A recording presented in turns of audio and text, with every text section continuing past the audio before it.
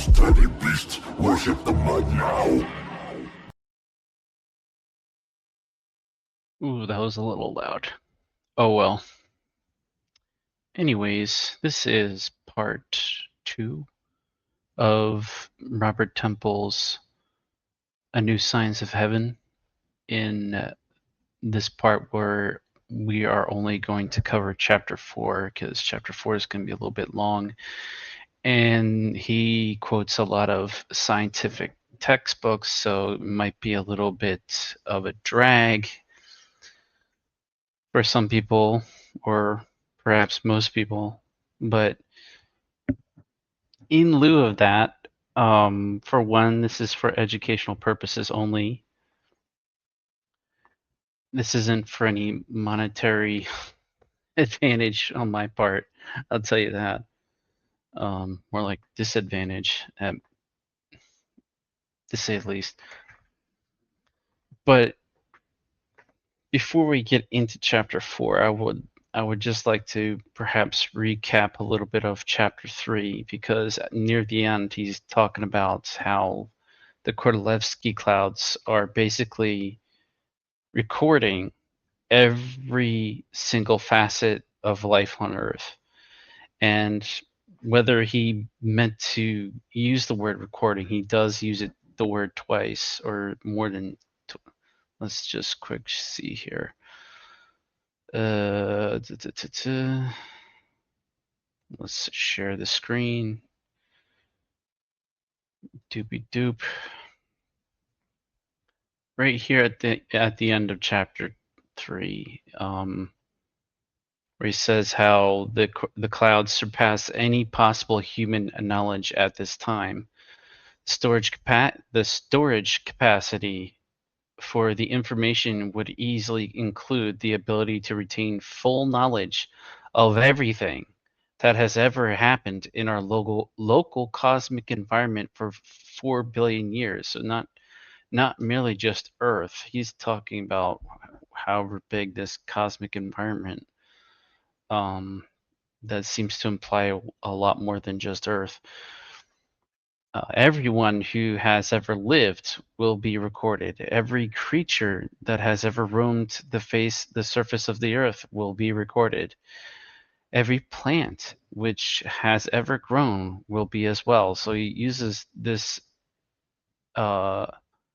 this phraseology, as it were, to describe these Kordylewski clouds, and whether that's the right kind of language or not is up for debate, I suppose. But the point here that I want to make before I get too far distracted or ramble about whatever is that this sounds a lot like what people talk about when people talk about these supposed Akashic records, quote unquote, where this place or state of being or whatever you want to call it, where you can access information, not just about current life but past lives and who knows what else. I never really delved into these supposed Akashic records, but if there's anything in that comes close to it, I think this would be it. Because not only would you be able to access, if you, I guess, were to somehow be deemed worthy of accessing this information, or whether you, I don't know, hacksers into this record, so quote unquote, you would be able to find so much information you wouldn't know what to do with it. And I think at the same time, this could also kind of explain, to some extent, not everything. Obviously, there's a lot of experiences that people have that you can't really put into words, for one, and two, there's a lot of disparate forms of experience that people have, and they just seem to contradict other people's experiences. So it all all of it could fit into these clouds, quote unquote, fit. Whether it's actual physical matter uh, or not, that's not my point. From what he's described about plasma so far, it doesn't sound quite like he's talking about it being pre-atomic or subatomic. So it's not quite matter if you want to classify matter as only atomic. So I think this would involve a little bit more than that, for lack of a better description. And I also think it would kind of explain to some extent why people have certain near-death experiences or shared death experiences, or even remember past lives or experience pre-birth memories, or have life experience life between lives, like all these different um, facets that kind of point to the same thing, uh, to varying degrees. Like all these things, these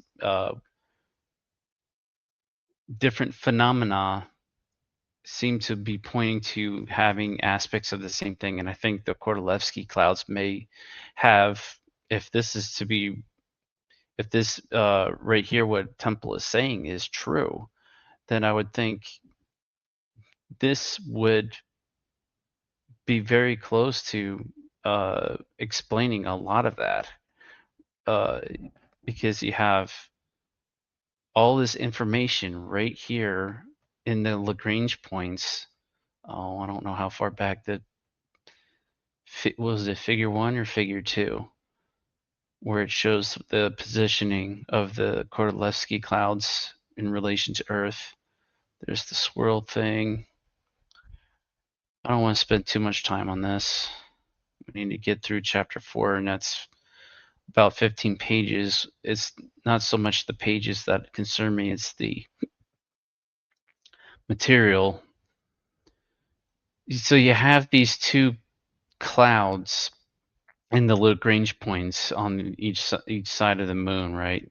And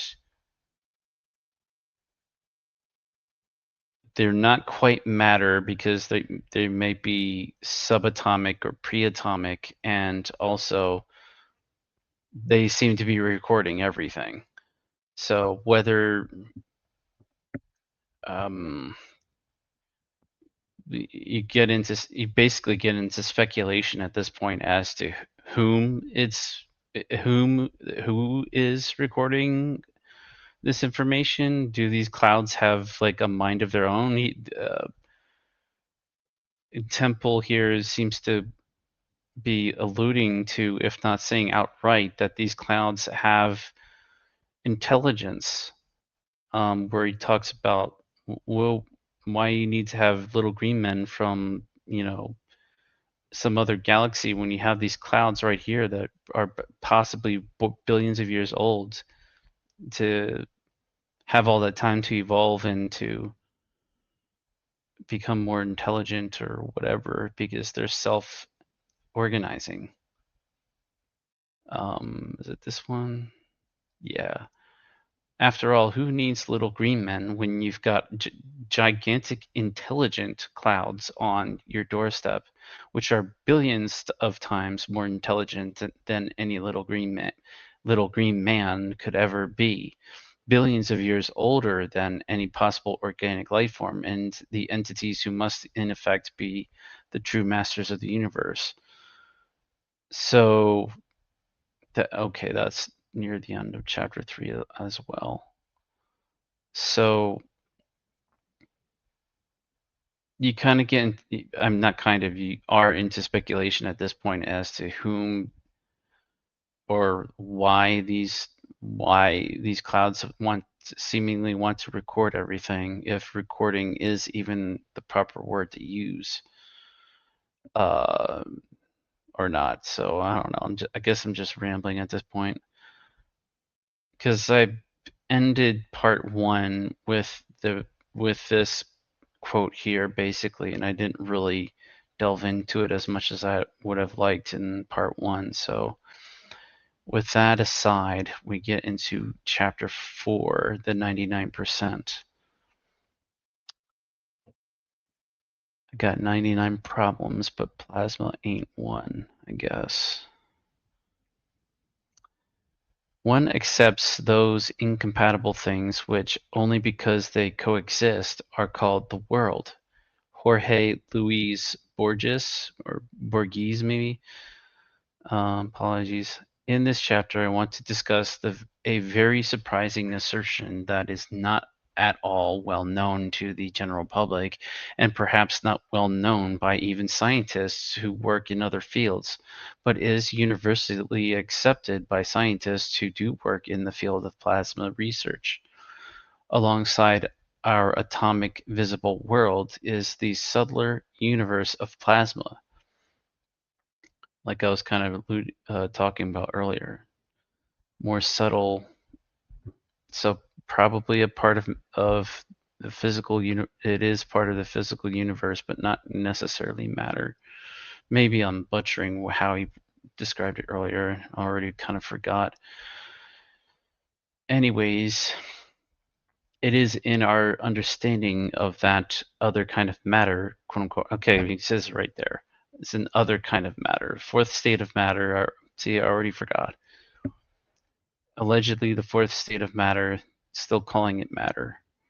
So whether you want to say that involves, if that is related to spiritual things or not, is up to speculation at this point.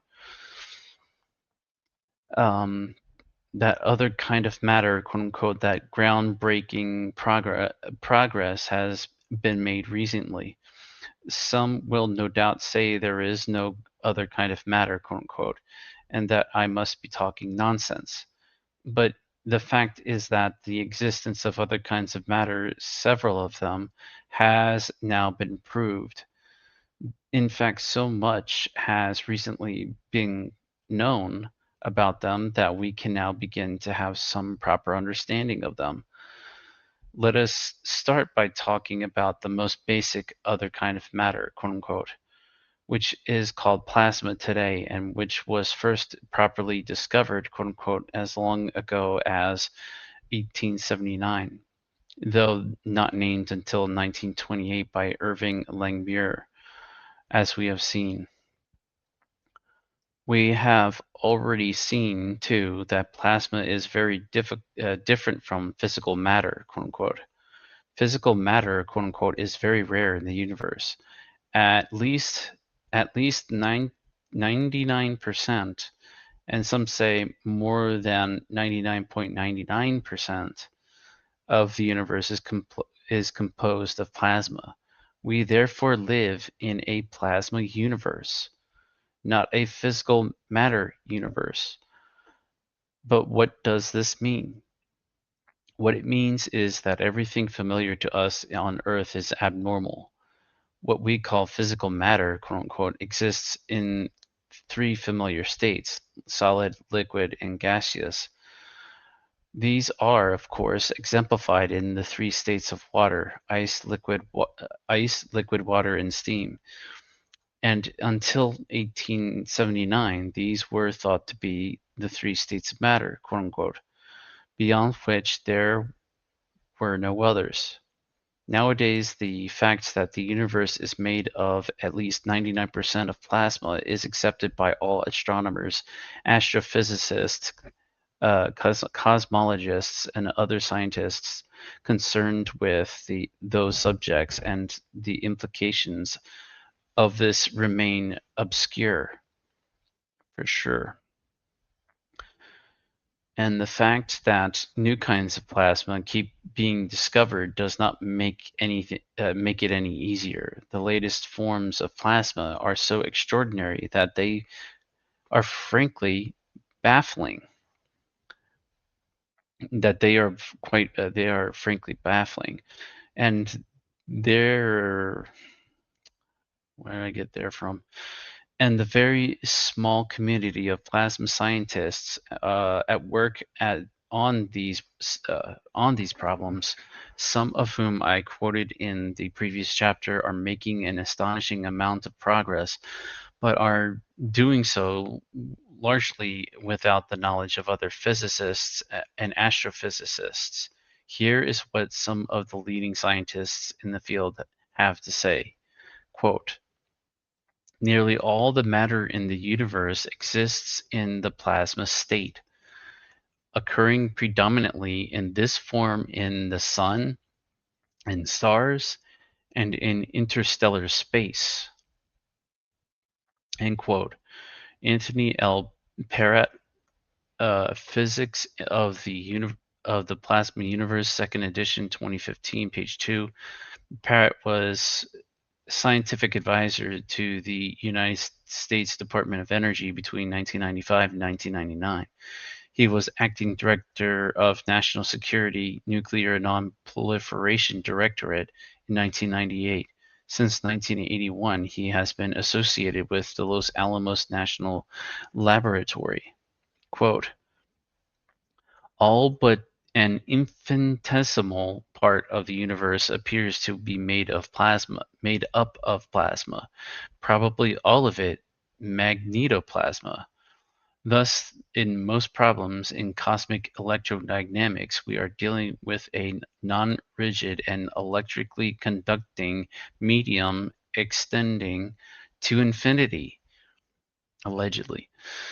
The remainder of the universe is made up of various plasmas. The plasmas with the lowest degrees of ionization are the lower parts of the ionospheres of the Earth and other planets. These regions are really boundary regions between the universal plasma and the small insulating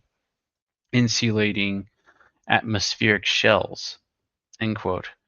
John Hobart Pittington, Cosmic Electrodynamics, 1969, pages 24 to 25. Jack Pittington, 1910 to 1997, was chief research scientist at the National Measurement Laboratory in Sydney, Australia, from 1966 to 1975.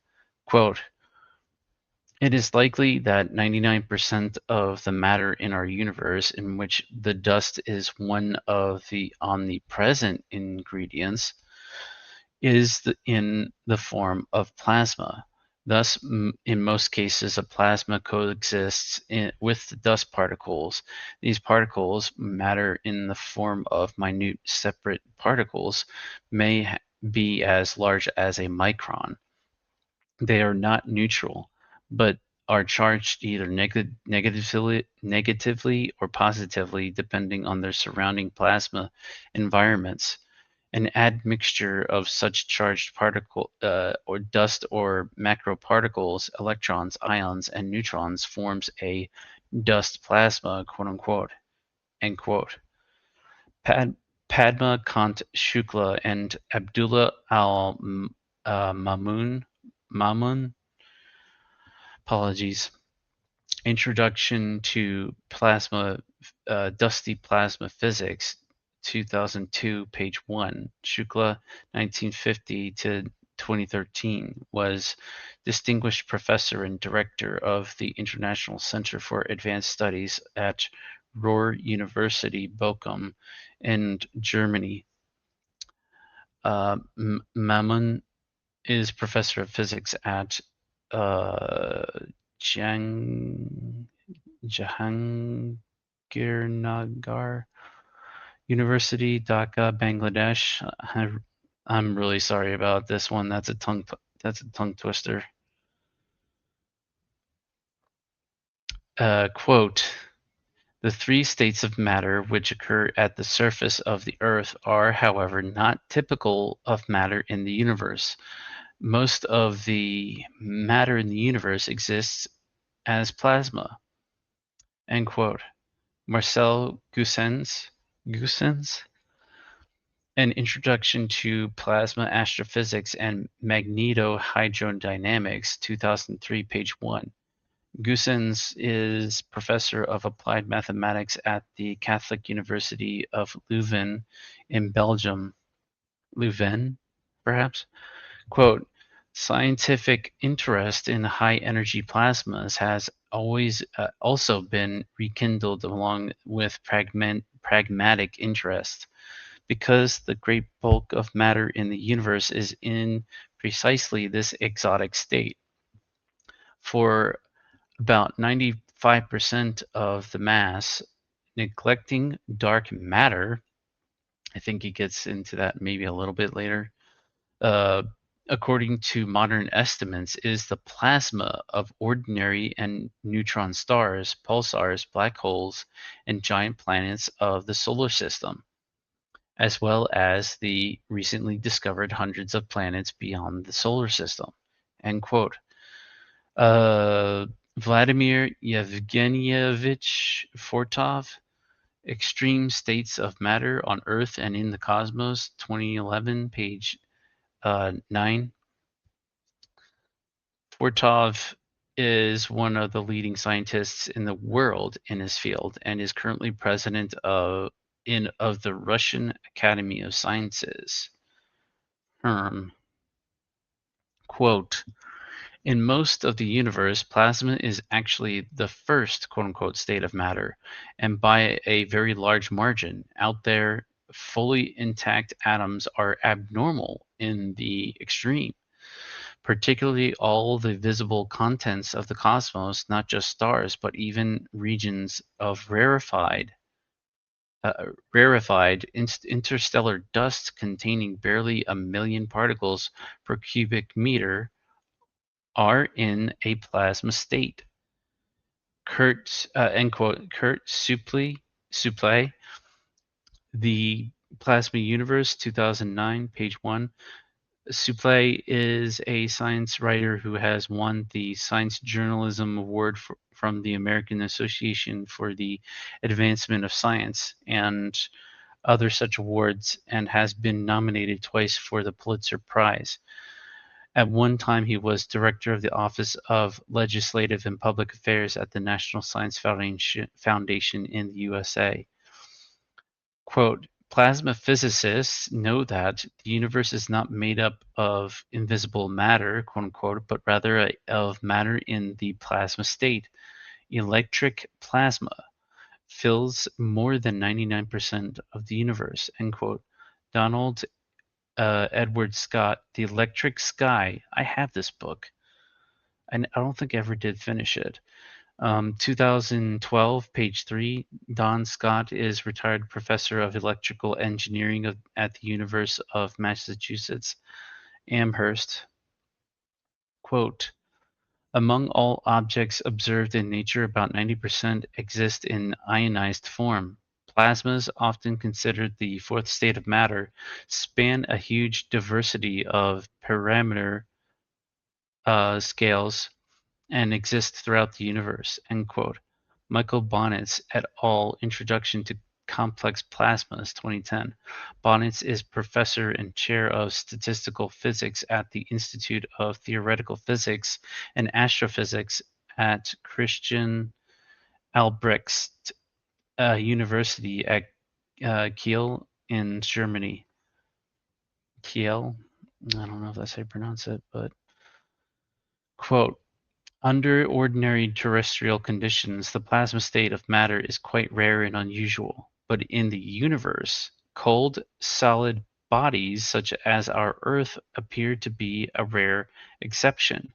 Most of the matter in the universe is ionized, i.e., it exists in the plasma state. In our own solar system, the sun consists entirely of plasma.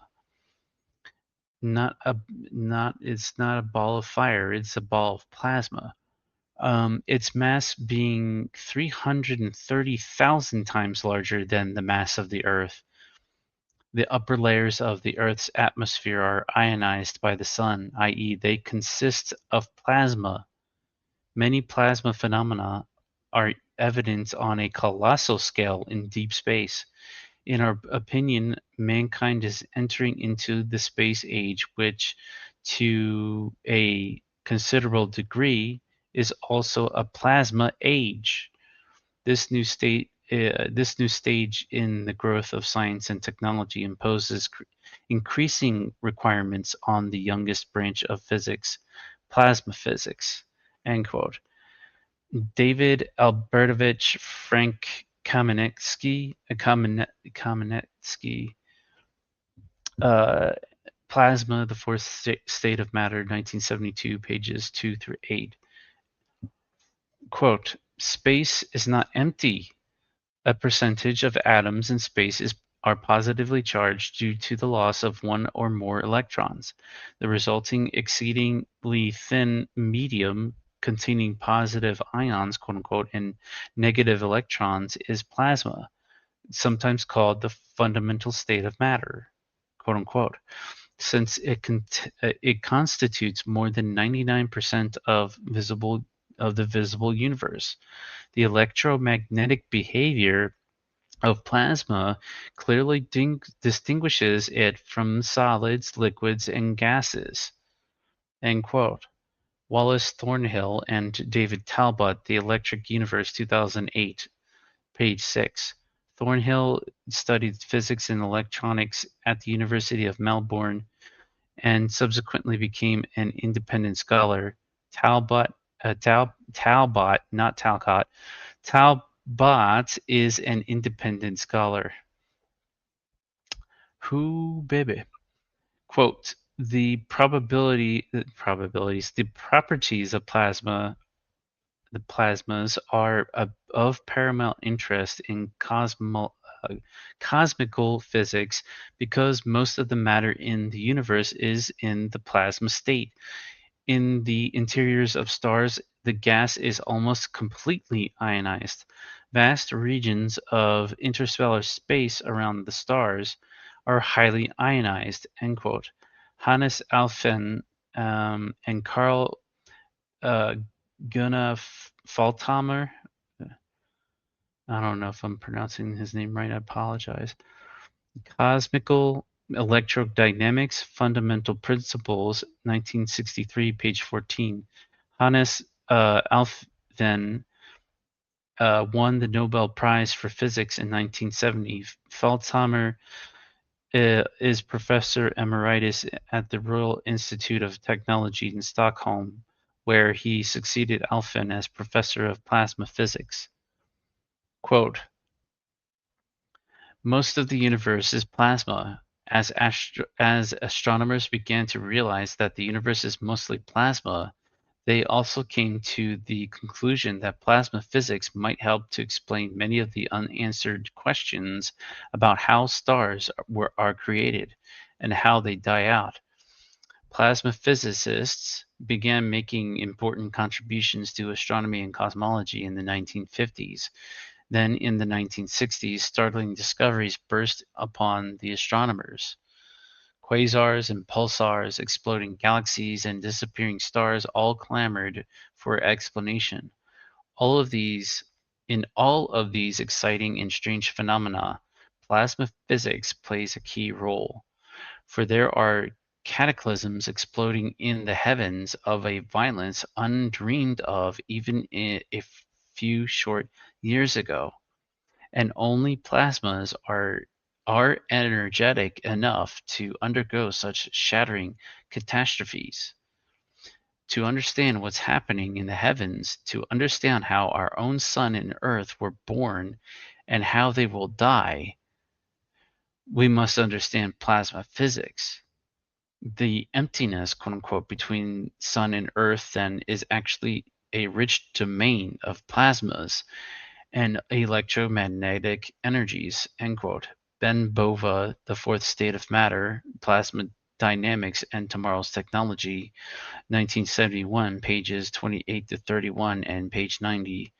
Bova is a popular science writer, former editor, and former president of the National Space Society in the USA.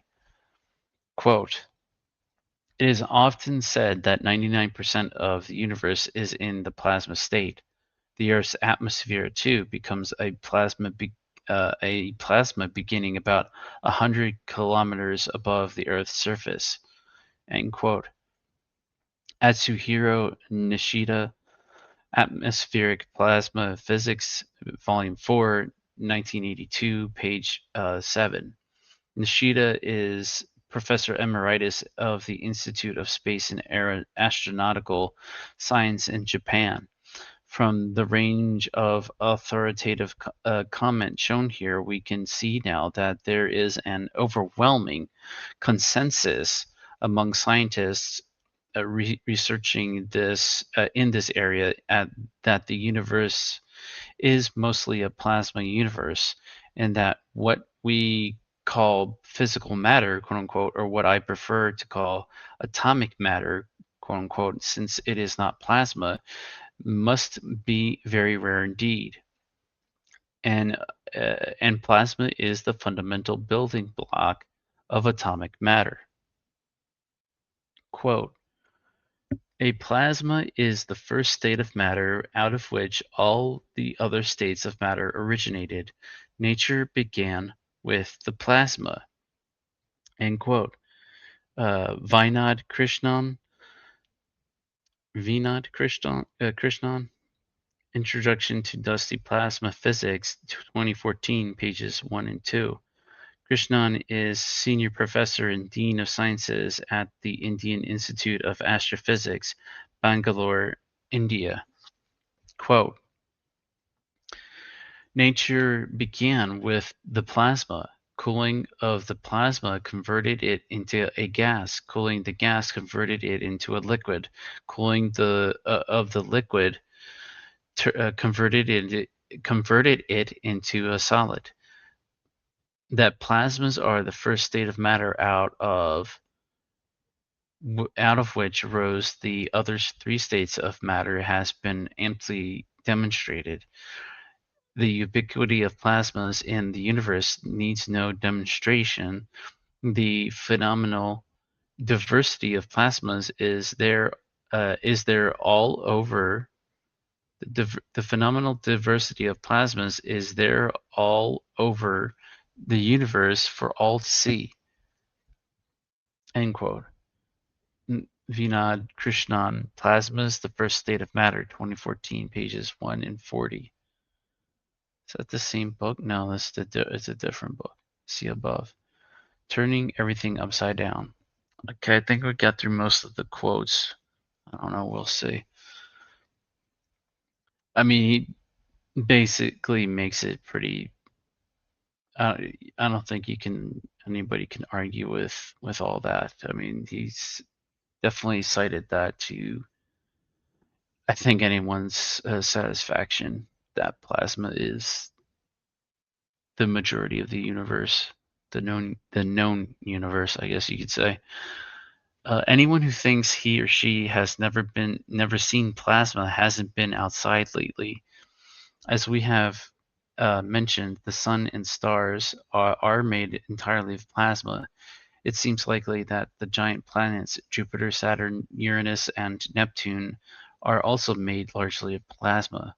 There is a sphere of plasma surrounding the Earth called the ionosphere. Above that is the magnetosphere, which was given its name in 1958 by Professor Tommy Gold. The magnetosphere contains huge regions of plasma within the Van Allen radiation belts, which were named after their discoverer, James Van Allen, who found them in 1958. Later, we will learn the details of how that occurred. We see plasma in thunderstorms. We see plasma in thunderstorms because lightning is plasma. Fluorescent lighting occurs when you turn on the switch and electricity shoots through a tube containing a gas such as neon. During the time it's turned on, that tube contains plasma. When you turn it off, the contents of the tube revert to ordinary neon again, which no longer emits light, and all the plasma is gone. Your flat TV screen contains plasma when it is turned on. So you see, plasma is everywhere, and we see it every day that the sun shines, uh, or when we are watching television, which is that is it is simply a matter of knowing what you are seeing or not seeing. In light of what we now know about the predominance of plasma in the universe, we really need to turn our physics on its head. Instead of trying to model the universe on the basis of the very rare and specialized form of dense matter found on our planet, we need to treat dense physical matter, quote unquote, as an exceptional form of the true universal matter, quote unquote, plasma. There is no use in our trying to establish universal laws on the basis of a tiny sample of far less than 1% of what exists. We need to establish physical laws on the basis of plasma and specify what we call physical matter, quote unquote, as a very special and limited case, which has no justification for being used as a basis for describing the majority constituents of the universe. So drastic does our rearrangement of science need to be that we need to that we need that we can take our present physics, shrink it and plunk it into a tiny corner of the representation of the wider truth, where it can describe those minority conditions appertaining to planets and other such solid bodies, quote unquote, as a kind of footnote or addendum to a true universal science. None of our human scientific work so far need be wasted, for it can all provide a very useful account of what goes on in those rare, small, solid, quote unquote, bodies where dense matter predominates and where such atypical conditions apply. Now, this reminds me of that Bill Hicks quote, right? I'm not gonna be able to say it verbatim. It's that we're just energy condensed into in matter, and man, I should probably find the quote, but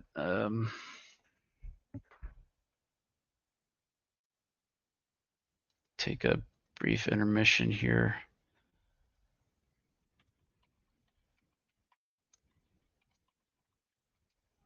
Just give me a second.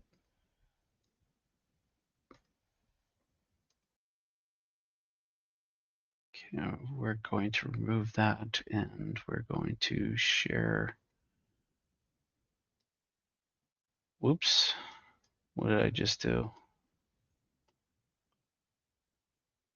Share this. This is for educational purposes only. Let me play a little bit here. Where'd it go? Today, a young man on acid realized that all matter is merely energy condensed to a slow vibration, that we are all one consciousness experiencing itself subjectively. There is no such thing as death. Life is only a dream, and we're the imagination of ourselves. Here's Tom with the weather. Okay, there's the quote for you.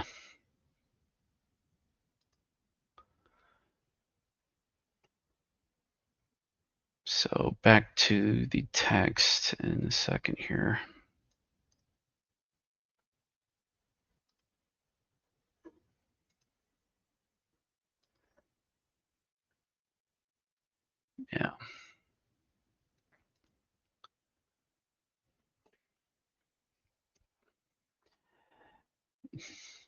Yeah. Bill Hicks was, many things, but I think that little joke he made right there might have been more on point than people actually realized. That was in the context of, having a acid trip or whatever. Acid trip. But I mean, who knows? I mean, it doesn't seem to be that far off the mark. Anyways, where was I? solid bodies where dense matter predominates and where such atypical conditions apply. Provide various account. Right, because solid matter is rare, whereas 99% of the universe is plasma. Scientists residing in the plasma realm could read and study this with the greatest of interest in the way that we study the strange conditions found in deep sea thermal vents, astonished that such life forms can exist. Indeed, we as humans might even attract some useful attention to ourselves and find ourselves becoming a niche attraction, like bearded ladies in a circus. We cannot therefore draw conclusions about universal truths based on based upon a highly divergent, atypical, and almost infinitesimally small percentage of what exists. We cannot be certain that any of our physics is universally applicable and hence true, quote unquote, in the sense that we have complacently assumed. That's a huge statement right there. You know, if you judged a person on 0.1% of their behavior and take that to mean that's what that person only does is that 0.1%, then you'd be way off the mark, right? So how are we going to base, our physical matter, our densely compacted matter to be what goes on with the whole universe? It's just ridiculous. Before I begin the history of human encounters with and understanding of plasma, with encounters with and under. I guess I just read that kind of goofy.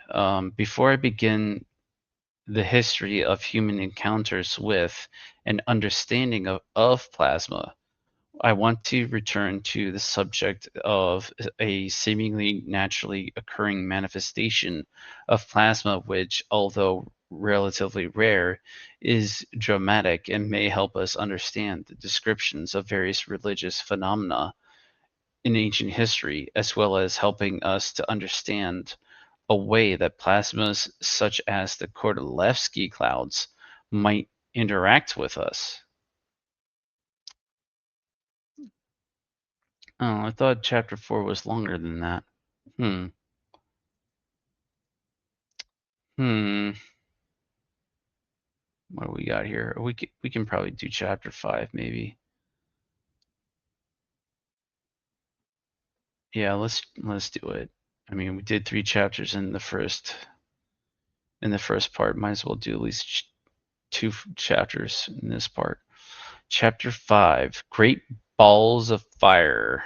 Huzzah. Ball lightning has been puzzling people for thousands of years. It is surprising that, despite the fact that numerous photos and film of ball lightning exist, and the fact that it can even be artificially created in the laboratory, this was first achieved in St. Petersburg in 1753 by George Richmond, though it killed him. There are still people who grumble and complain that it doesn't exist. Oh, baby, it does exist. Whoo, baby. Ball lightning is a plasmoid, quote unquote, which is to say a blob of plasma.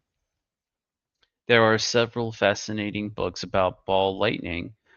One of them, Ball Lightning, by Mark Stenhoff, published in 1999, has, however, the ominous subtitle, An Unsolved Problem in Atmospheric Physics. Ball lightning is indeed still an enigma, and it may have some connection with the Kordylewski clouds, as I shall also explain later.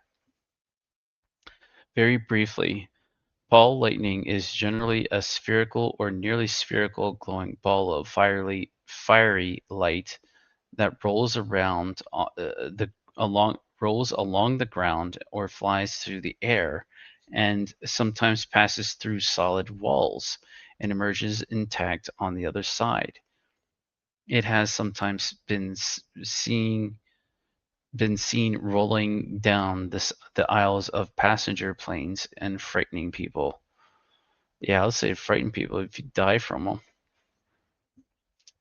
The first book on ball lightning ever published in Britain, and the first I ever saw, was The Taming of the Thunderbolts, The Science and Superstition of Ball Lightning by C. Maxwell Cade and Delphine Davis. It was published in 1969, and I came across it and bought a copy in the early 1970s. They used the word thunderbolts, quote unquote, to describe ball lightning because that is what it was called in ancient times.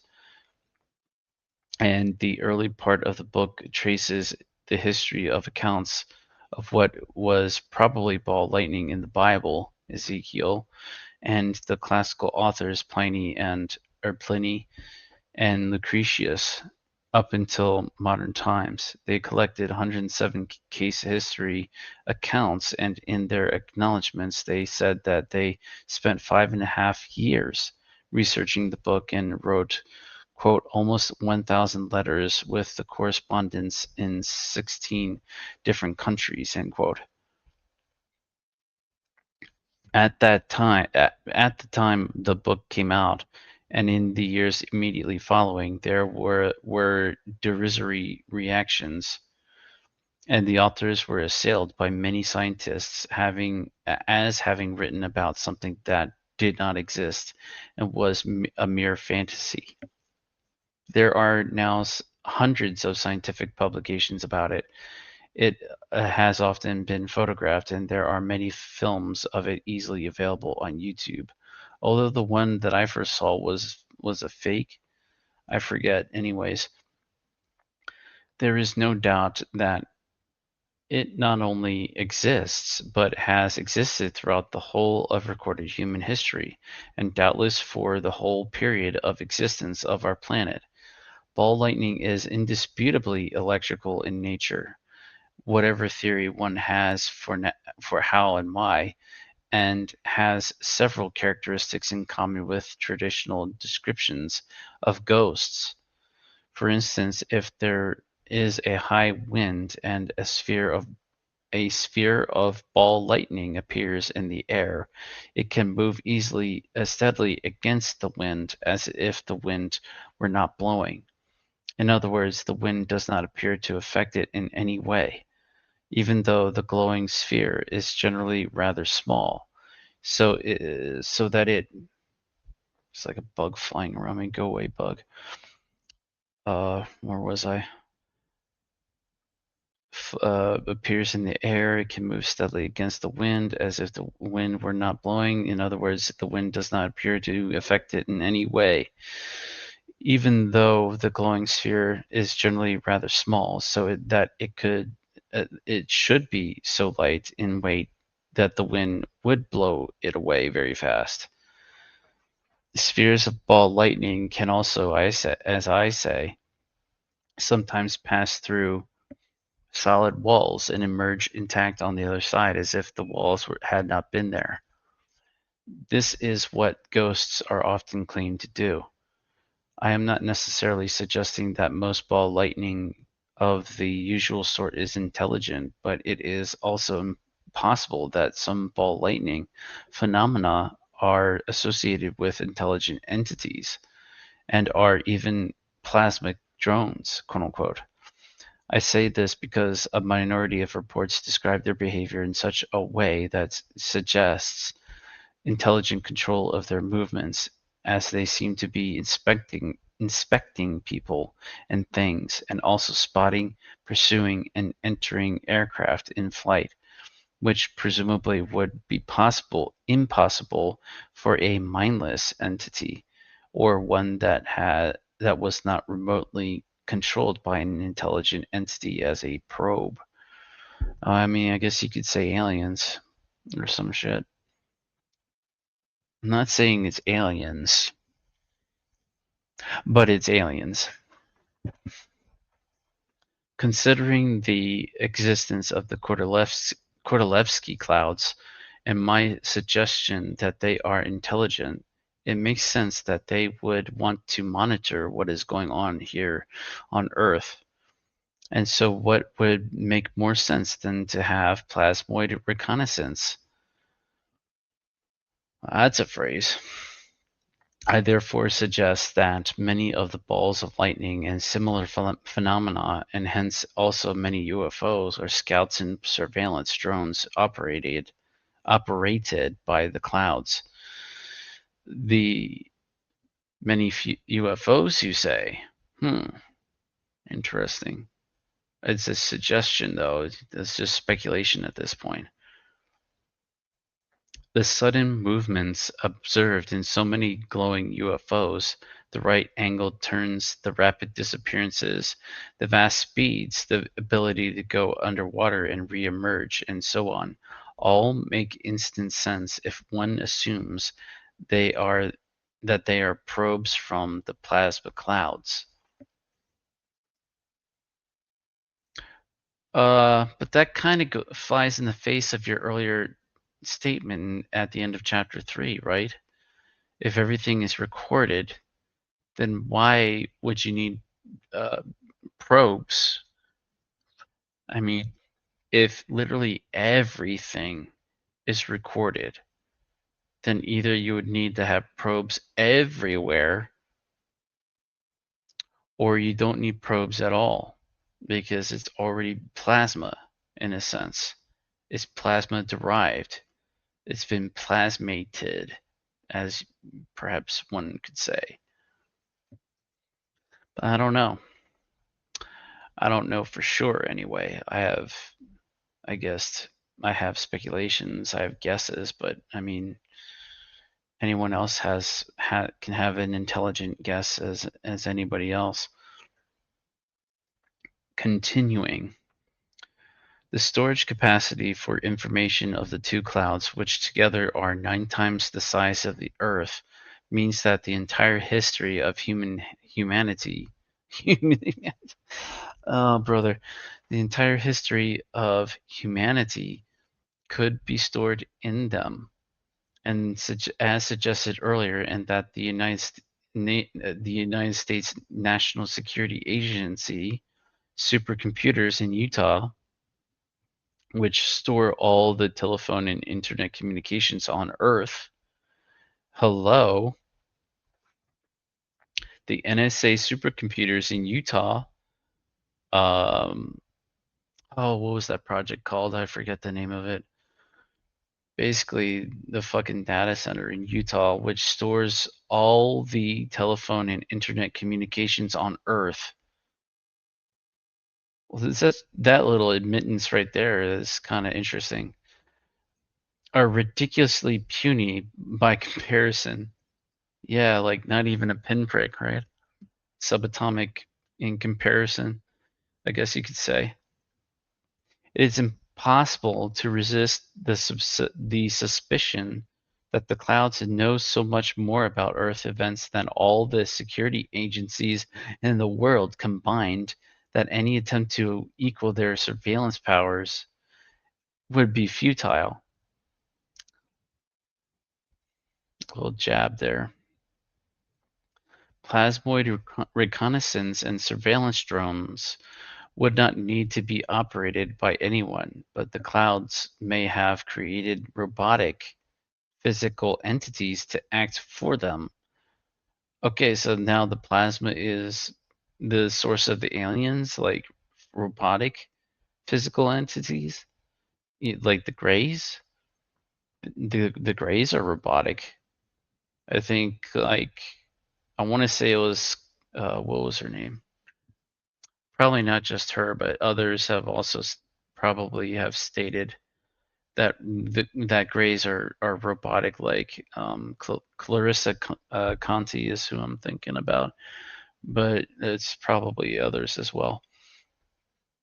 Anyways, robot aliens from plasma clouds. This is getting interesting to say the least. In considering ball lightning further, there are certain fundamental texts that must be consulted. There is, for instance, a group of 3 interrelated books that by 3 different authors who all assisted one another. 2 of them were Americans with access to extensive files of defense contractors, NASA, and the U.S. Air Force and U.S. Navy, and the third was a British friend of theirs. The 3 books are The Nature of Ball Lightning by Stanley Singer, 1971, Ball Lightning and Bead Lightning, Extreme Forms of Atmospheric Electricity by James Dale Barry, 1980, Ball Lightning, An Unsolved Problem in Atmospheric Physics by Mark Stenhoff, 1999, as he mentioned earlier. The authors of all 3 of these books shared the same basic bibliography, which is a truly enormous one. Singer's book, which lists 594 references in many languages, was largely funded by defense sources. As he says in his preface, quote, "A major portion of the work was supported by the Office of Naval Research," end quote. It was clearly through these defense contacts that many reports, translations, and translations of foreign works and publications that have never been made available to the public were included in the bibliographies and apparently shown to the authors for personal consultation. These include, for instance, private reports or translations on ball lightning commissioned by the private defense contractors Raytheon Corporation and Avco Corporation. The latter company in 1960 built an experimental aircraft for the U.S. Air Force that was shaped like a flying saucer or flying disc, quote unquote. As for Raytheon, quote, everyone knows about them, end quote. By which I mean that one is continually reading and hearing what they are part of the military and security establishment, quote unquote. Basically, in other words, the military industrial complex, right? By looking through the bibliographies of these 3 books, we can see how seriously the American and Soviet governments were taking research into anything to do with plasma. Numerous researchers thought ball lightning might be harnessed for weapons, such as the directing of balls of lightning at enemy tanks and planes. So, of course, when there is any possibility of devising new and improved ways of killing people, the money always pours into support such research. A very large portion of the research that was carried out in America and the Soviet Union on ball lightning remains secret and probably never and will probably never be released. Yeah, no shit. Singer and Barry, mentioned above, collaborated on a joint paper delivered to the first international symposium on ball lightning, which was held at Waseda University, Tokyo, on the 4th to 6th July 1988. Singer was also an advisor on the organizing committee of the conference. The conference was attended by 54 scientists from 8 different countries under the chairmanship of Professor Yoshihiko Otsutsuki, Osuki, butchering that name. I think the T is silent. Osuki. The conference was held outside of government sponsorship or control and was sponsored by a group of 19 major Japanese corporations, including Fuji, Honda, and Sony. Well, that's interesting.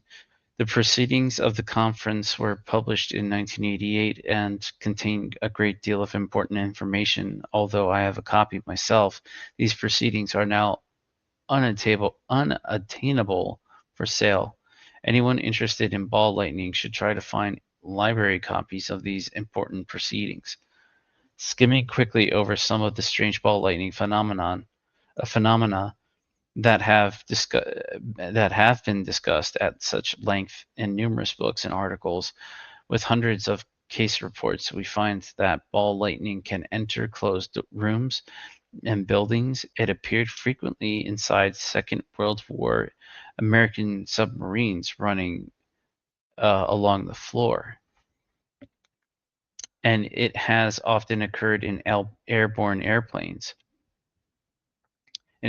planes. It also goes up and down chimneys, and it sometimes appears to inspect, quote unquote, things such as patterns on carpets. It can explode. It can be dangerous, and it can even kill people on rare occasions. Usually it is harmless, but sometimes it is deadly. I don't always be deadly, but when I do, I prefer ball lightning. That was kind of corny. Another more recent book on ball lightning is Ball Lightning, Paradox of Physics by Paul Sagan. Is he related to Carl Sagan? 2004. This interesting book concentrates on classifying the bizarre phenomena associated with ball lightning, which the author often calls fireballs, quote unquote. The author has headings such as Fireballs in Danger Hill Air Force Base, Fireballs Defy Gravity, Line Rollers, Flyers and Bouncers, Airplane Crashes, Dazzlers and Hissers, Mechanical Damage, Electrical and Heat Damage, Electrical Effects, Trees Emit Fireballs, Atop Cooling Towers, Fireballs eat lightning, colliding fireballs, and shrinkers and expanders. These things are not made up. They are real phenomena. All these bizarre events represent intrusions of plasma into our world of dense physical matter. Sagan has an important section called, quote, Do Flying Fireballs Think? Quote unquote, end quote. This is not as fantastic as it sounds. Here is some of what he says. Quote, but fireballs possess less sensory, energy generation, navigation, and propulsion systems. Since ball lightning is buoyant, how come some fall rapidly from clouds like falling cannonballs, rebound before hitting the ground, and then float lazily against the wind, or rapidly shoot back up to the clouds?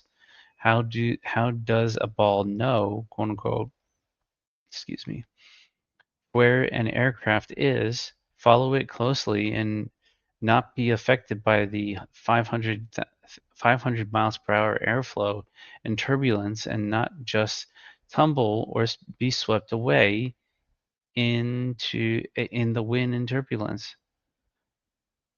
What possible detection, sensory, energy generation, navigation, and propulsion system do fireballs possess? No other natural uh, or man-made control feedback system matches their incredible behavior. What am I thinking? A microprocessor-based system or fireball with sensors that can materialize and fly, then detect electromagnetic, electrostatic, metal, solid objects, chimneys from a distance, distinguishing a standing person from a post, and so on, would be an amazing feat of technology. But for a supposedly hot ball of gas, it is not made of semiconductors and wires. To do these tasks of sensing, excuse me, control and navigation is not a question of for technology, but a mystery of physics, end quote. Paul Sagan has made one major error in this passage from his book. He implies that these balls of gas, quote unquote, are not made of semiconductors and wires. On the contrary, as we will see in chapter 11, plasmoids can indeed have the equivalent of semiconductors within them. And as for wires, Sagan is referring to copper wires, no doubt, but much more efficient means of carrying current. Directed current exists exist than wires, but but but much more efficient means of carrying directed current exist than wires, quote unquote. We have to stop thinking in terms of physically dense matter. As we will see shortly, semiconduction does not require physically dense substances like silicon and germanium microchips, and the dimension of current does not require wires of any kind.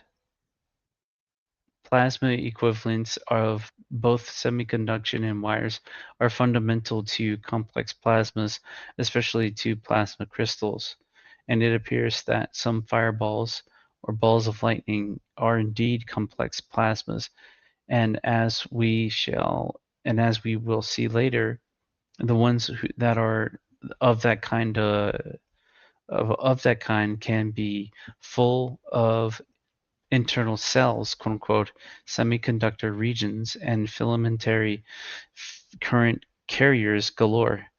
We have begun we have begun building the argument to show that internal structure self-organizes and emerges, quote unquote, from dusty complex plasmas.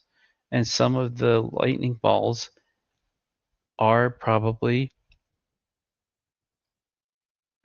of that category of plasma. Excuse me.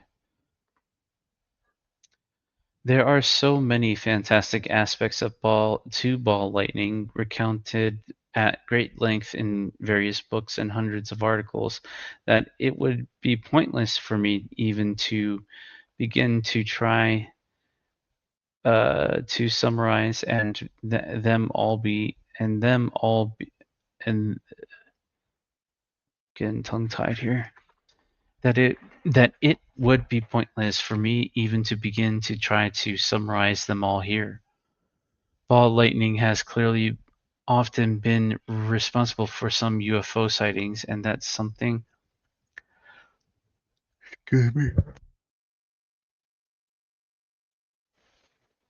And that is something that requires no imagination to understand. More troubling are the connections of ball lightning with poltergeist phenomena and spontaneous combustion of human beings. There are accounts of people being burnt alive, but their clothes left unharmed by the fire, quote unquote. And sometimes even their skin has been left unharmed. That is so freaking weird. And as for the poltergeist connections, lightning balls have been associated with strange incidents where the contents of closed rooms may have been smashed as if by angry ghosts. Spooky ghost. Psychical researchers psychical researchers have been called into cases of apparently paranormal phenomena which are associated with lightning balls, just as UFO researchers have often reports of UFOs that turned out to be ball lightning. Ruh-roh. The two other major efforts to deal with ball lightning in book form need also be mentioned. The first is an entire volume on the subject issued by the Royal Society in London in 2002. This was edited by John Abrahamson. It formed an entire theme issued of the philosophical transactions. This was a remarkable breakthrough for ball lightning research because it showed that the highest levels of scientific establishment, respectability were being accorded to the subjects within the civilian context, as opposed to the secret military and security contexts. In short, ball lightning research and had now come out of the closet, quote unquote. No longer the stuffy scientists going to say that only cranks and lunatics could discuss this subject uh, and treat those scientists who dared to do so as renegades. The Royal Society volume included a contribution to Stanley Singer, whose important book on the subject of 1971, supported by the U.S. Navy, I have already mentioned. At last he could come fully out of the shadows on this subject.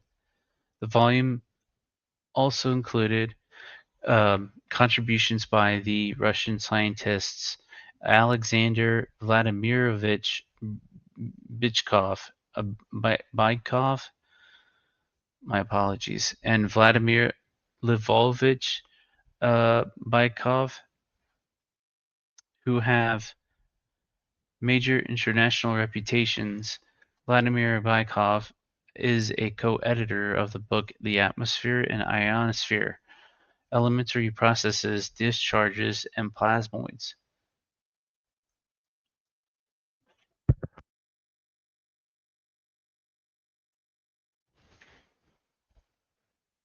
Where am I? Contains material ball lightning of publication. Describes it. Footnote. The co-editor of the book The Atmosphere and Ionosphere, Elementary Particles, Discharges, and Plasmoids, published in 2003 by Springer Verlag, which also contains some material about ball lightning. The other publication deserving of attention by the Torchigans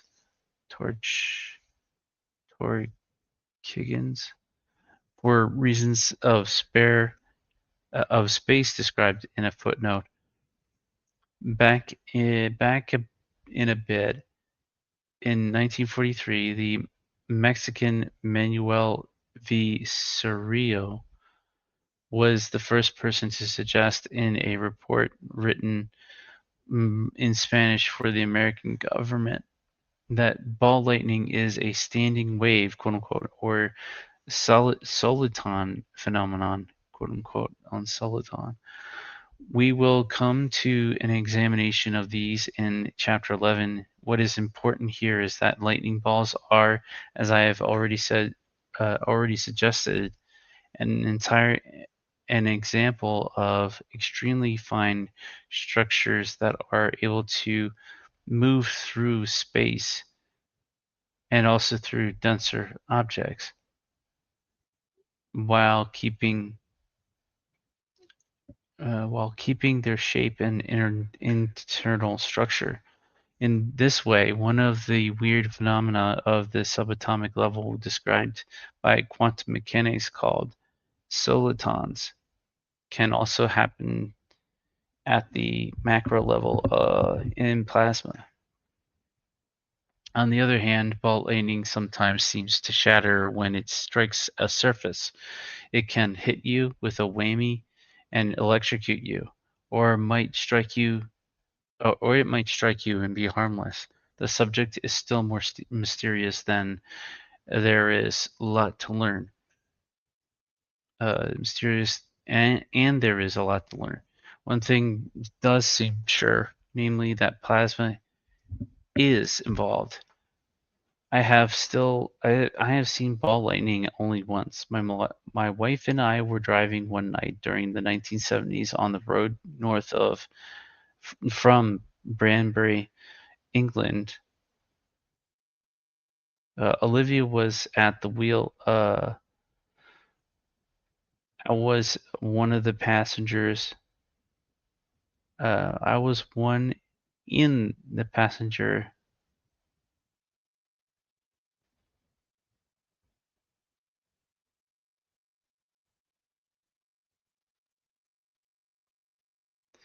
See, where was I? 1970s, England. Olivia was at the wheel, and I was in the passenger seat, and I saw a strange light sitting in a tree about 50 feet away to the left of the road. It was an eerie, glowing sphere of mixed red, white, pink, and orange light. My estimate of the size of the sphere is that much has been about 4 years across, about 1.3 meters. It did not move and sat motionless on a tree branch. Referring to Jesus, I guess.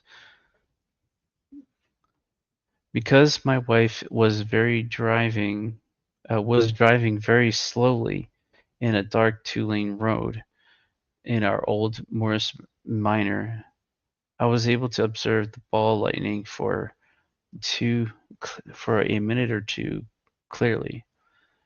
It seemed to consist of a luminous gas which was ever effervescent and fiery.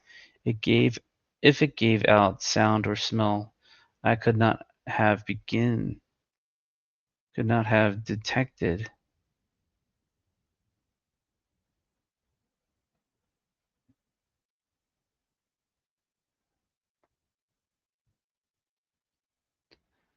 Sheesh. If it gave out a sound or smell, I could not have detected either, because of the noise of the car engine and my distance from the bell.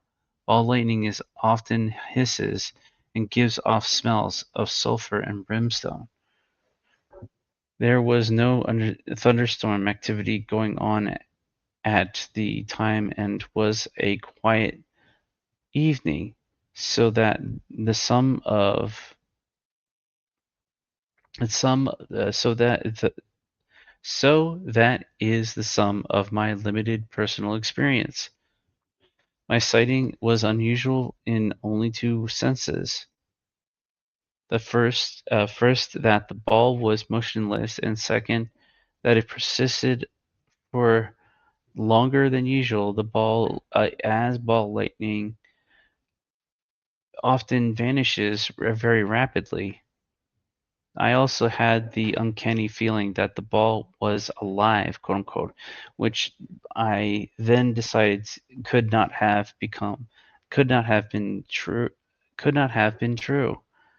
But nevertheless, it was the subjective impression it gave, as I had a distinct feeling of being watched at. That is the feeling one often has when being stared at from behind, and you turn around, and there really is someone staring at you. And it was like the way that a barn owl perching on a gatepost seems to stare at you penetratingly in the flesh, and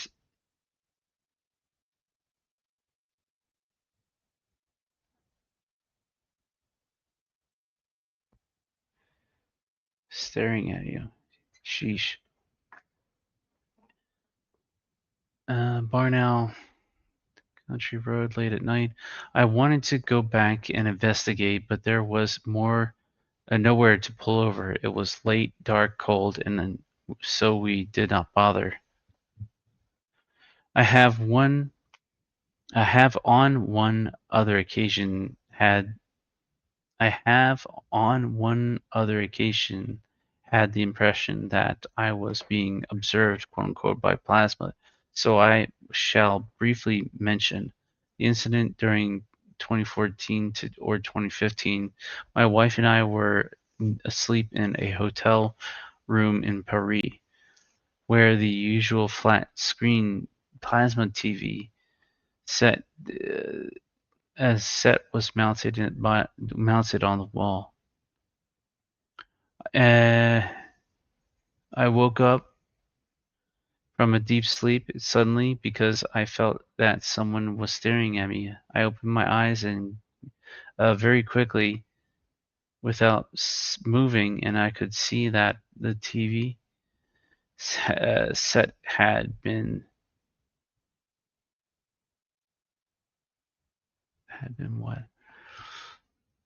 somehow turned itself on, and had a gray screen showing visual static with no sounds at all. There was no broadcast being received, and the remote control was far from the bed, and we had never touched it during our what say stay. I had the subjective impression that the TV was set was alarmed.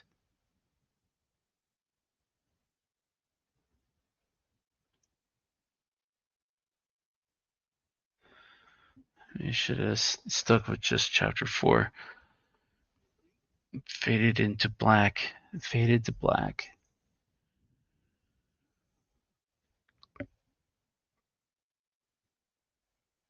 Excuse me.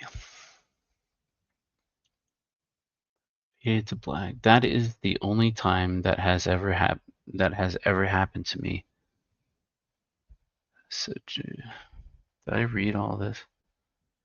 During our stay, I had the subjective impression that the TV set was alarmed to see that I had observed it watching me and being on when it should not be. So it immediately turned itself and and faded to black. That is the only time that has ever happened to me, but on a few occasions, TV sets and DVD players have turned themselves on suddenly when I have been in the room, and some in one case a switches to start working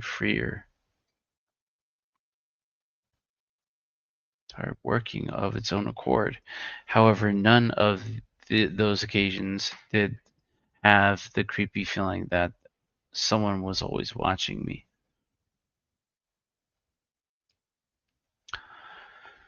One night in my office, when I was working late writing something, the office printer turned itself on of its own accord and spewed out an A4 page with the photography of my very close friend.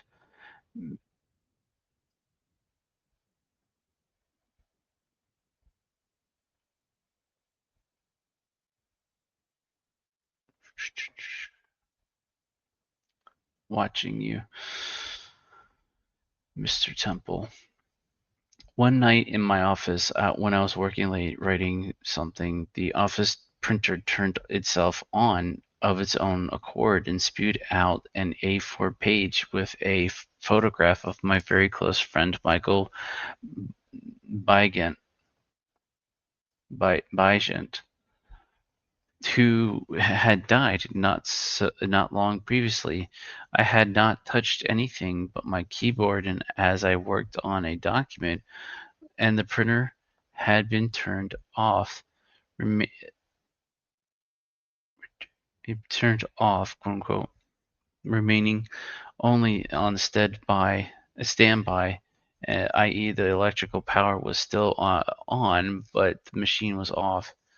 The photo had been stored in my computer against hundreds of other of others photos of other photos that I had not looked at it for months. I took this as a hello, quote unquote, from my friend Michael. When I told his wife Jane about it the next day and emailed her the photo that had self-printed, she was shaken but very cheered up to think that he might have sent a message letting us know he was still alive. Dread, uh, dread through dread.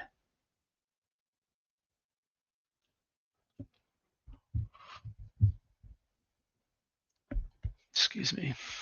But just so that we could not possibly misunderstand from whom the message came, there was Michael starting up at me from the paper, which with that mischievous look, which he often had whenever he was telling me something, especially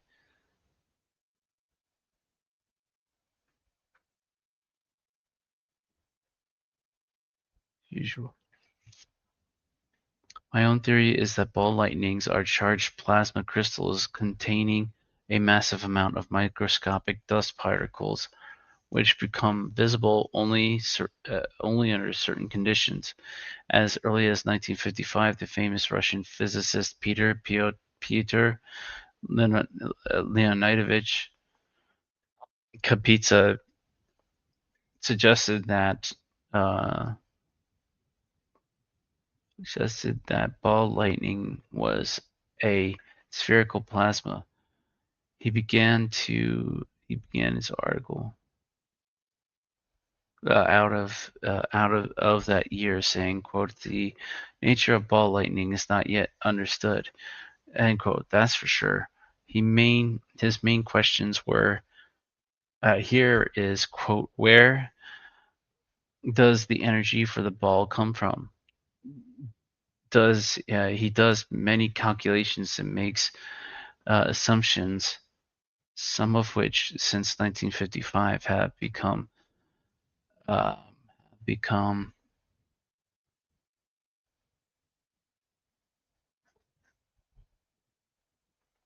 counting. Let me get through this chapter, getting close to the end of the chapter. A few more pages. Microscopic dust particles which become visible under certain conditions as early as 1955. The famous Russian physicist Pyotr Leonidovich Kapitsa suggested that ball lightning was a spherical plasma. He began his article that year by saying, quote, "The nature of ball lightning is not yet understood," end quote. That's for sure. His main question here is where does the energy for the ball come from? He does not. He does many calculations and makes assumptions, some of which since 1955 have become obsolete are therefore the calculations make assumptions. Does the energy for the ball where does the energy of the ball come from? He does many calculations and makes assumptions. Does the energy for the ball come in? He does many calculations and makes assumptions, some of which in 1955 have become obsolete and are entirely based on classical physicists.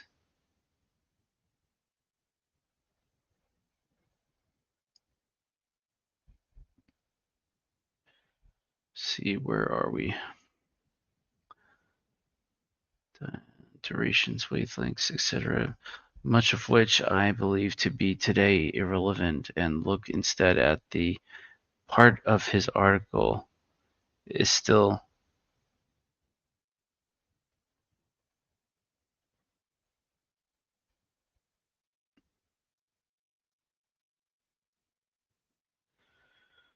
to be.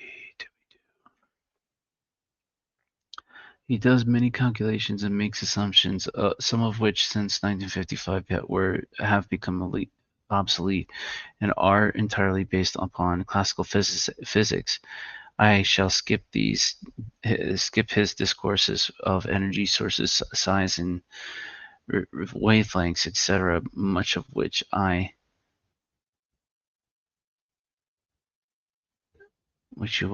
shall skip his physicists discuss with his discussions.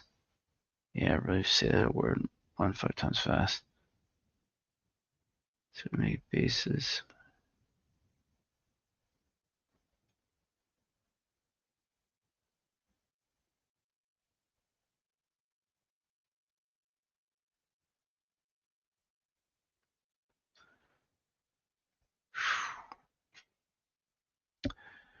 Let's see, read that.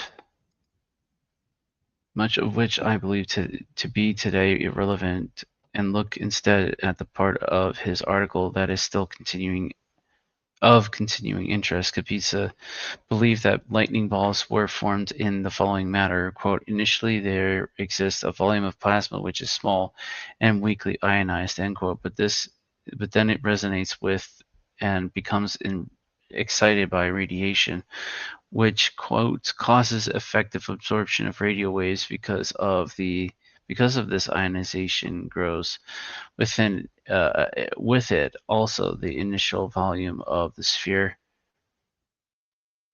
uh, bottom of the sphere, yeah, which as yet has not reached a diameter.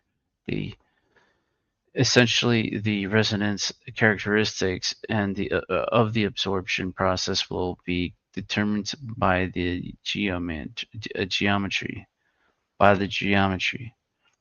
This may sound a bit confusing, but what want to stress is his bringing in the essential matter of geometry. To my knowledge, anybody had ever done this before is for he is referring to the geometry of radiation coming from a source of energy still unknown to us, which is outside of the volume of the lightning ball, end quote, and has created an electric field. In other words, he conceives of footnote for some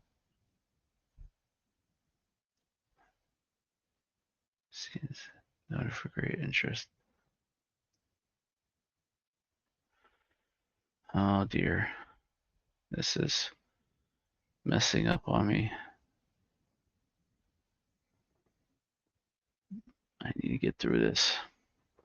Thus may sound a bit confusing, but what I want to stress is his bringing in the essence, bringing in the essential matter of geometry.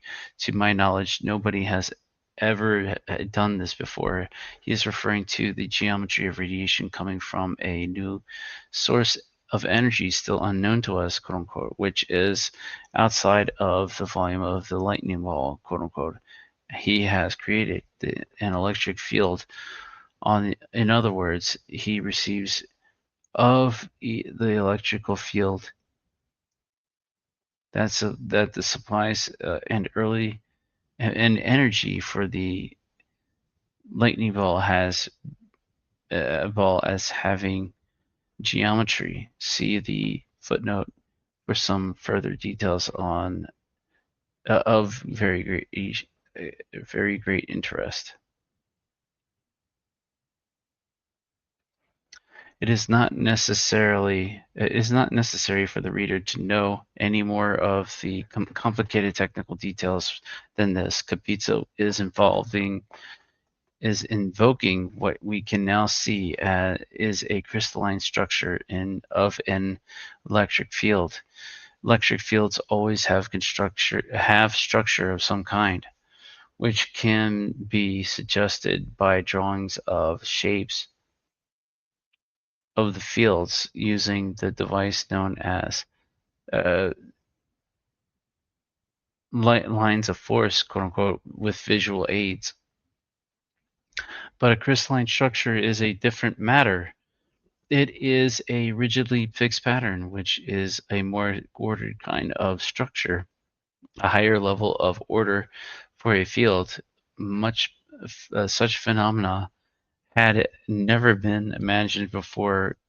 Uh, Never been imagined before. Of course, Kapitsa did not think of it like a that or see that.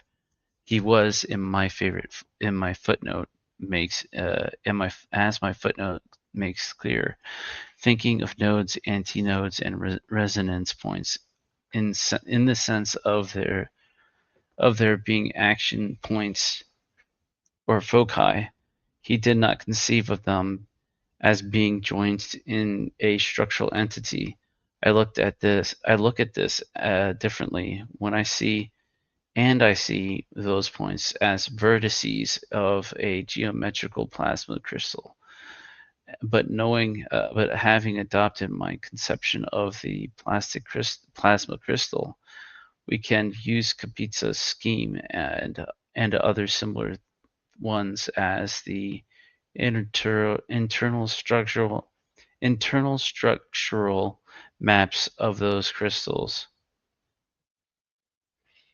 and such resonance phenomena as Kapitsa invokes is from his quote unknown energy source end quote, could even be formative causes of plasma crystals.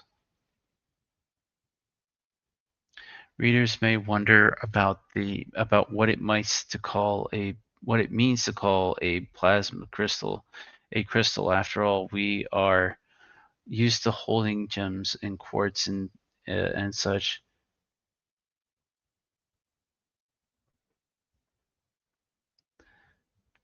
What possible justification can there be? Scientific convention, perhaps illuminated by the words on what is a crystal, quote unquote, from an essay by Eugene Wigner, who won the Nobel Prize for Physics in 1963. Pause.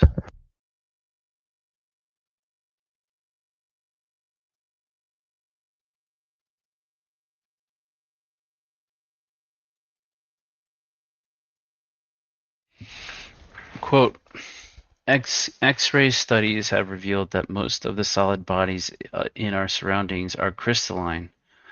This does not necessarily mean that they are formed by one single crystal, although even this can be true for bodies of such enormous size and as icebergs. More commonly, they are polycrystalline, like the metal parts of ordinary men. A regularly shaped body of the kind we see in our crystallographic collections, such as museum crystal mineral specimens, but only that the gains have a don't have a regular inner structure arising from the arrangement of the atoms in surprisingly regular lattices.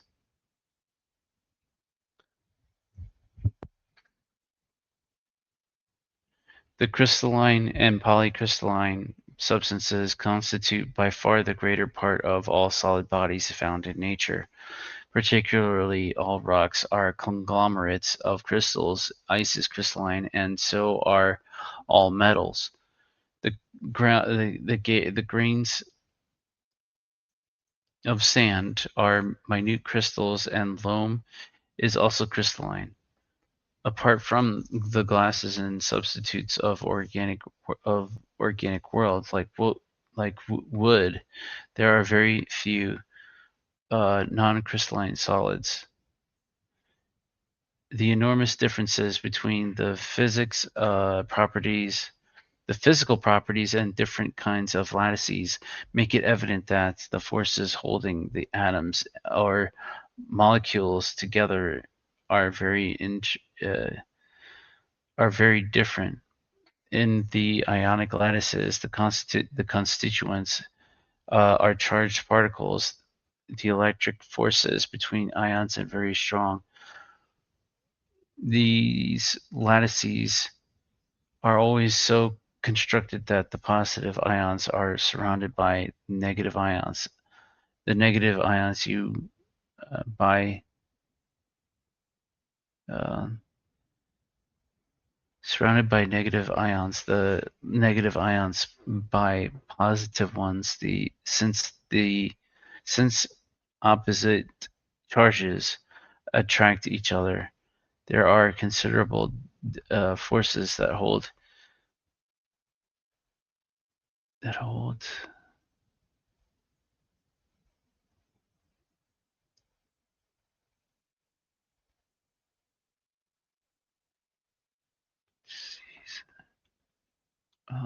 Negative charge. Since opposite charges attract each other, there are considerable forces holding these lattices together. End quote. Wigner thus explains crystals in the wider sense to his readers. The constituents of a crystal, which for a plasma crystal means positively and negatively charged ions and particles form a lattice. This means that the crystal has ordered inner structure.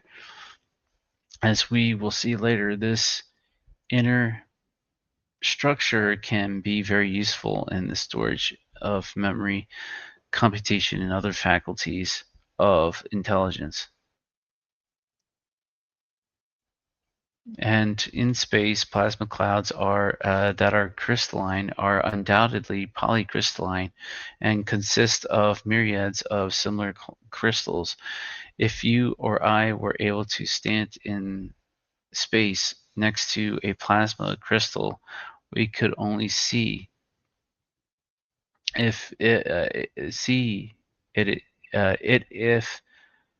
we had magical powers. Its constituent particles are so far too small for the human eye to see, even with our microscopes. So there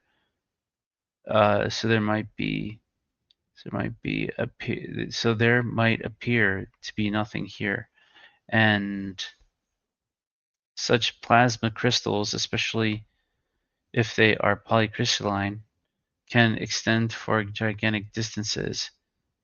As Wigner pointed out, an iceberg can be a single crystal, and they can be huge. So we must never assume that a crystal or plasma polycrystalline cloud need have any size restriction such as non-scientific might otherwise imagine. And frankly, there is no reason why such clouds cannot be the size of a whole galaxy.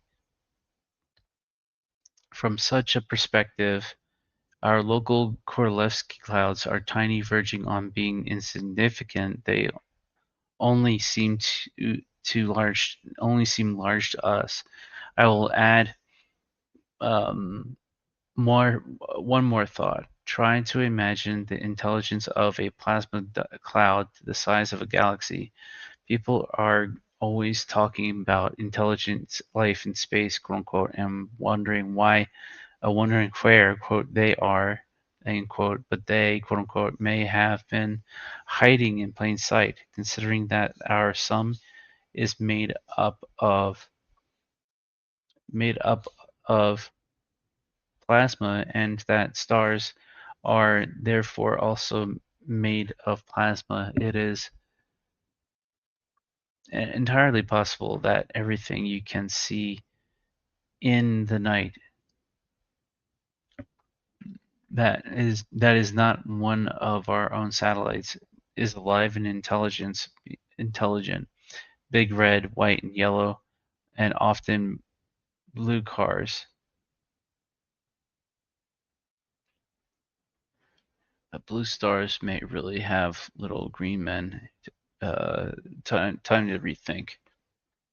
In 1979, the British mathematician and scientist Harry Jones published a brilliant book about electrons. The gist of it is that free energy is in the form of electrons that are bouncing around in a crystal will form complete spheres. Pause.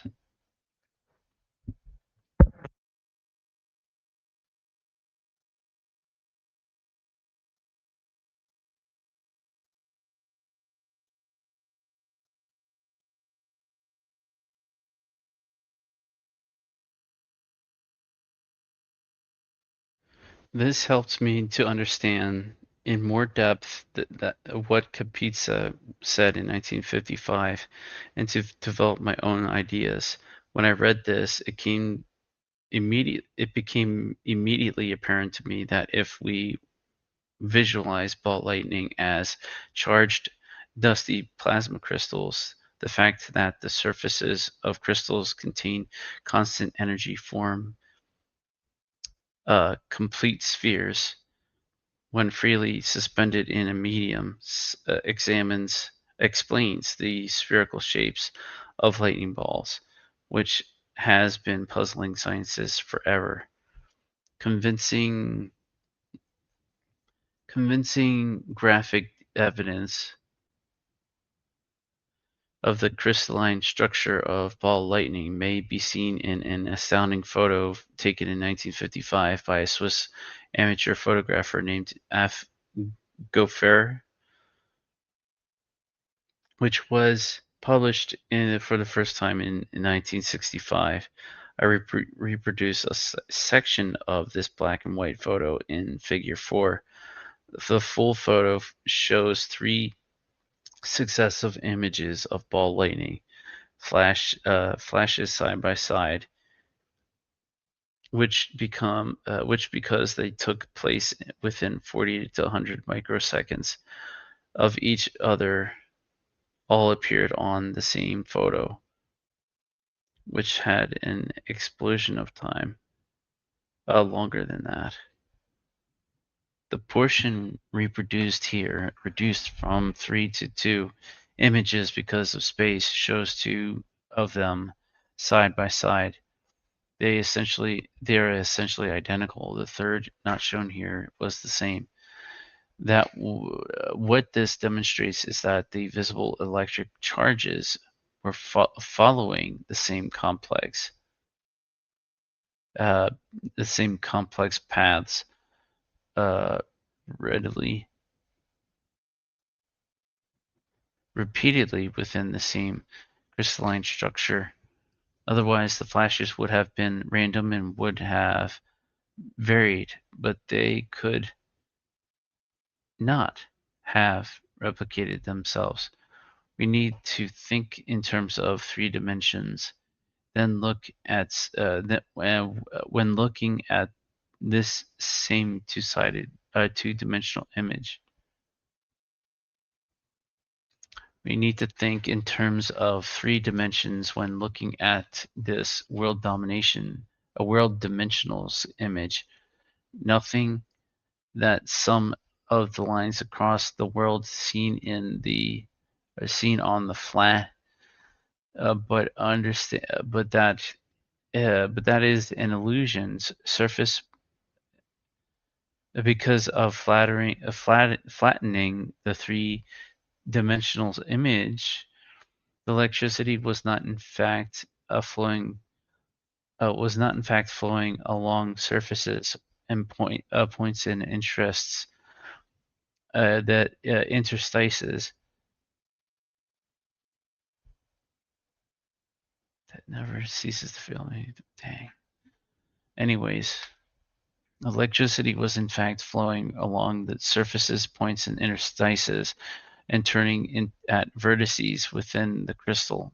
A clever geometer could probably even reconstruct the visual from the path of the electric current.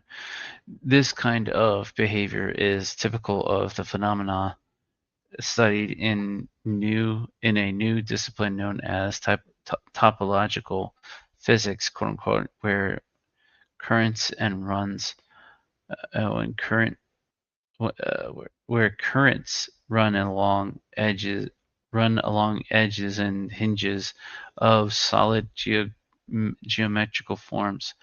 Plasma crystals have geometrical configurations with surfaces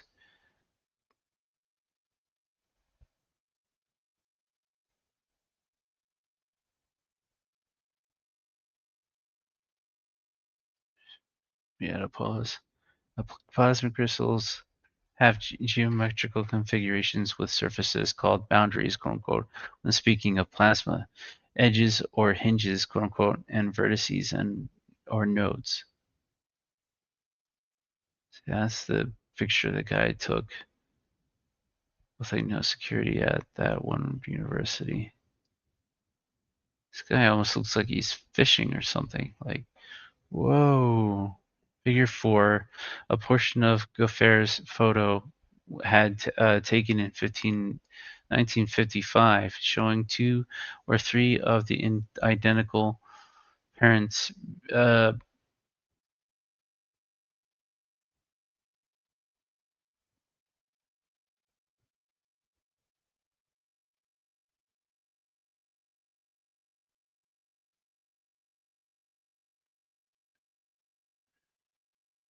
Figure 4, a portion of Goffer's photo taken in 1955 showing 2 of the 3 identical current paths of arc mode current flashes traveling through the same lightning ball and occurring microseconds apart so that they all appeared on the same photograph side by side.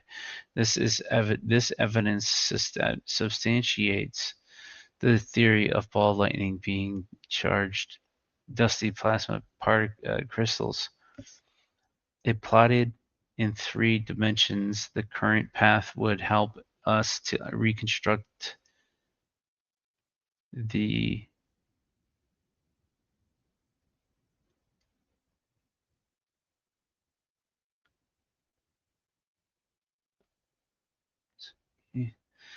figure 4. If plotted in 3 dimensions, the current path would help us to reconstruct the invisible host crystalline structure. If the current paths had been randomly created, they could not have been the same like this. Just to be clear, this is a photo, not just a photo, not of highly.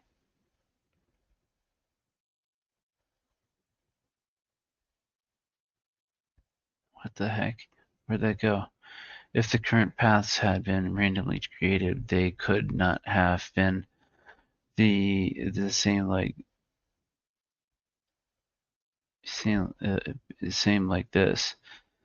Just to be clear, this is a photo not of a living matter, a living light, a lightning bolt itself, but of current flashes traveling through the same like this. Just to be clear, this is a photo of a lightning ball self. If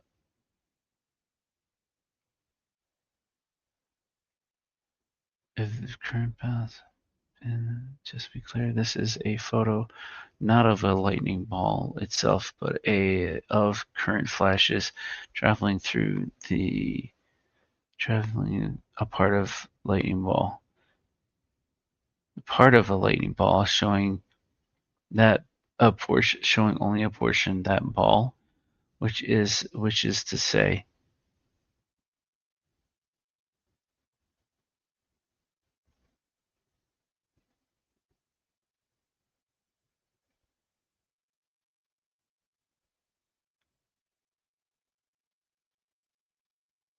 pause.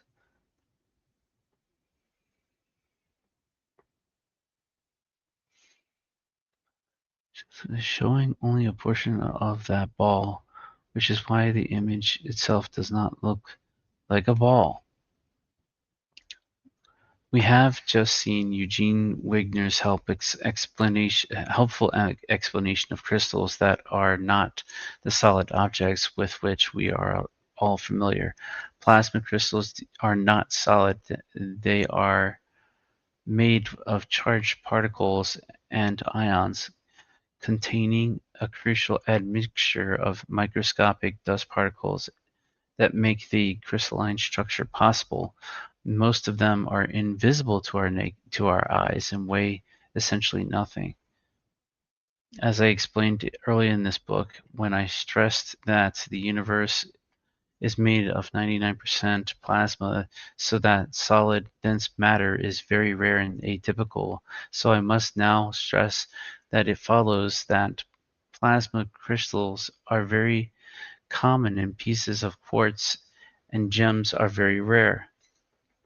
We must not take what is familiar to us in daily life as the basics for trying to understand the universe, as that gives us a wholly distorted picture, not reality.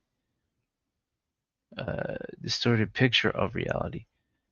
Let's put it like this: no one living in the plasma universe could have any interest in our quartzes and gems made of atoms with made of dust.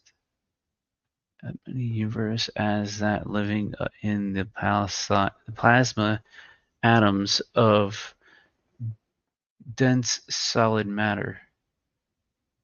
Wait, we must not take what is familiar to us in daily life as the basis for trying to understand the universe, as that gives us a wholly distorted picture of reality.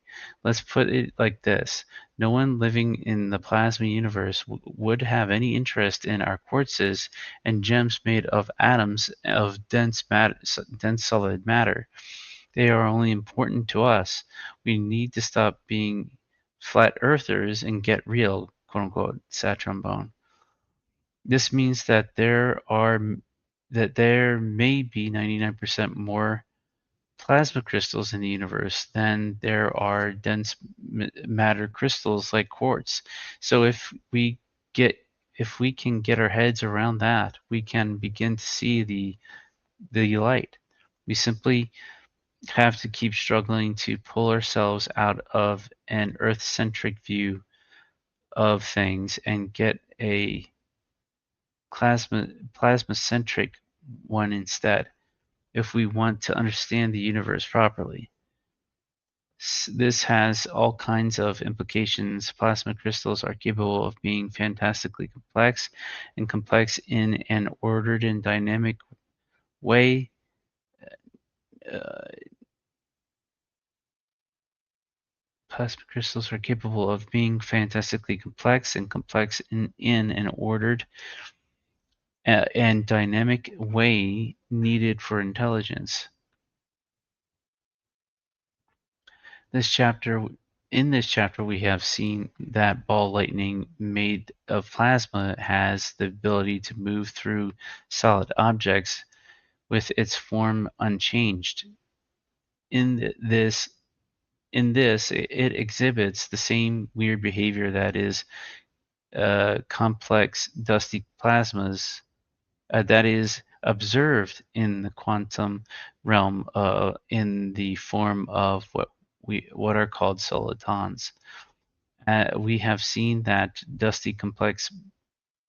complex dusty plasmas contain crystals that give them form, and we shall see later are crucial to understanding why plasmas may develop intelligence. In the next chapter, we will look at human experience of the intelligent behavior of plasma phenomena in ancient times, some of which seems much like experience of lightning balls. In chapters 7 through 10, we will look at the observations, research, calculations, and therefore what 7 and 10 theories of astronomers and astrophysicists regarding plasma and space in modern times. In chapters 11 through 13, we will see how work on plasma in laboratories has confirmed and intertwined with the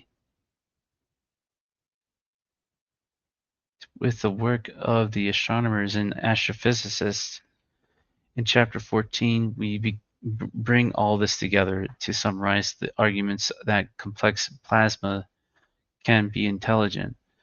We will see that intelligence of complex plasma, such as the Kordylewski clouds, may not be exactly like ours, and speculate that it may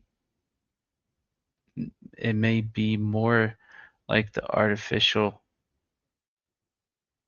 intelligence and quantum computers now in development.